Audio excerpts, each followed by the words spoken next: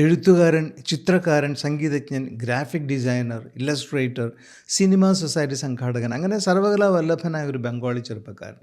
അദ്ദേഹം ജോലി ചെയ്തിരുന്ന ഇംഗ്ലീഷ് പരസ്യ കമ്പനി അദ്ദേഹത്തെ 6 മാസത്തേക്ക് ലണ്ടനിലേക്ക് അയക്കുകയാണ്. സിനിമ ഇഷ്ടപ്പെടുന്ന ആ ചെറുപ്പക്കാരന് ഏതാനും പുതിയ യൂറോപ്യൻ സിനിമകൾ കാണാനുള്ള അവസരമാണ് ലഭ്യമാകുന്നത്. അതിലൊന്ന് ഒരു ഇറ്റാലിയൻ സിനിമയായിരുന്നു. അതുവരെ കണ്ട സിനിമയിൽ നിന്നൊക്കെ വ്യത്യസ്തമായിരുന്നു. മനസ്സിലുണ്ടായിരുന്ന സിനിമാ സങ്കല്പങ്ങളെയൊക്കെ ശരിവയ്ക്കുന്ന ഒരു റിയലിസ്റ്റിക് സിനിമയായിരുന്നു അത്. എന്ന് മാത്രമല്ല, അതുപോലെ ഒരു സിനിമ എടുക്കണം എന്നൊരു തീരുമാനം അന്ന് ആ തിയേറ്ററിൽ നിന്ന് ഇറങ്ങുന്നതിന് മുമ്പ് തന്നെ അദ്ദേഹം എടുത്തിരുന്നു.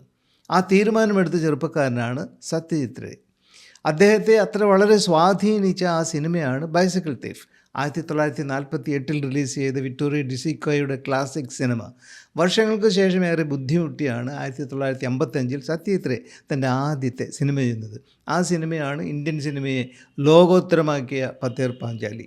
ഈ വർഷം 2025 അതിൻ്റെ 70ാം വാർഷികം ആഘോഷിക്കുകയാണ്.